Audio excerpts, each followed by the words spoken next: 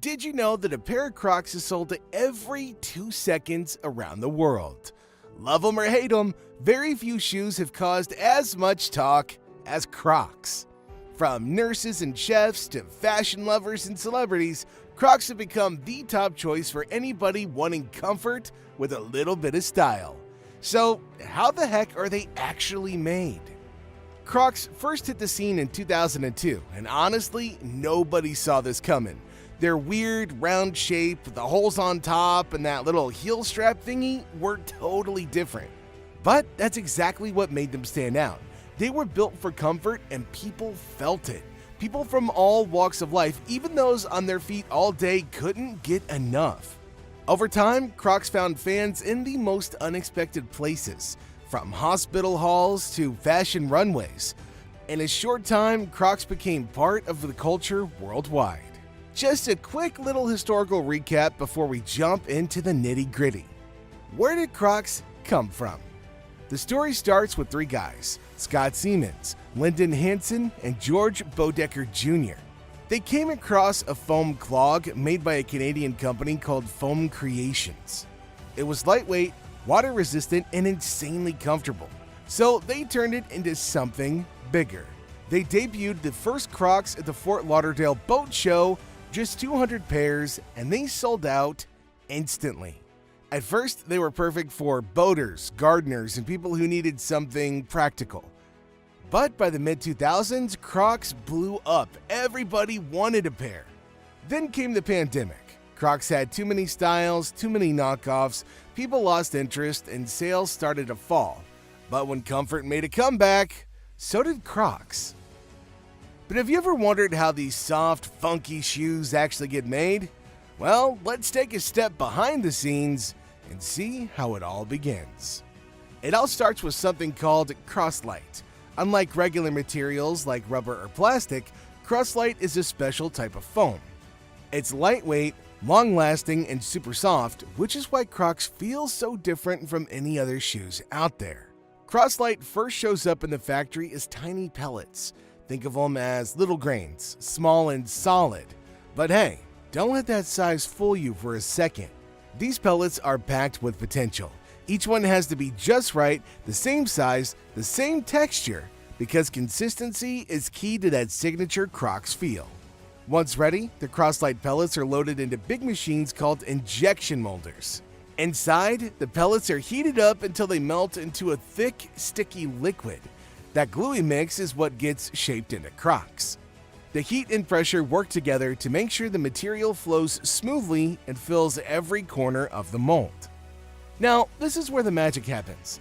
The hot Croslite liquid is poured into custom metal molds. These molds are like cookie cutters, but way more precise.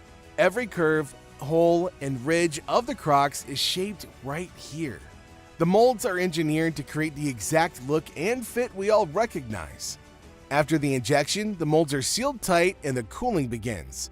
As the Croslite cools, it hardens and expands slightly. This expansion is what makes Crocs feel so soft and bouncy. The cooling step might look simple, but it plays a big role in how comfy the shoes turn out. Okay, once cooled, the molds are open and out come the Crocs, but they're not quite ready yet. Each pair is inspected carefully. Any extra bits around the edges, called flash, are trimmed off by hand. This cleanup step keeps every pair looking clean and smooth. Sure, it's a small step, but it makes a big difference in the final look. And next comes assembly. The famous heel strap is added here. And don't forget the Crocs logo and any brand details, they're all applied in this stage. It's about making sure the shoe doesn't just feel like a Croc, but it also looks the part too. Some special editions even get their own decorations or color treatments during this particular phase. Once the finishing touches are done, each shoe goes through a final check. Workers check them for any defects, misshaped parts, loose straps, or rough spots. Only the pairs that pass the test move on. It's this attention to detail that keeps Crocs reliable and comfortable pair after pair. Clean and polished, the Crocs are boxed up. They're sorted by color, by size, and by style. Labels are added and the shoes are packed for shipping. Nothing is left to chance. From box to barcode, everything is organized and double-checked. From there, they head out to warehouses, stores, and customers all over the world. Whether you're buying them online or grabbing them off a shelf, your pair of Crocs took quite a journey to get there. Here's a fun little fact to break things up. In 2006, Crocs launched their IPO. It was the biggest US footwear IPO at the time, raising around $28 million. That moment showed the world that Crocs were more than a trend, they were a major player in footwear. And Crocs didn't just stop at comfy footwear, they also teamed up with big names to stay in the spotlight. Rapper Post Malone is a huge fan. He even designed his own Crocs, and fans went wild. These limited edition releases created buzz and made Crocs into collector's items. It's not just the quality that fans love, it's the trust behind the brand.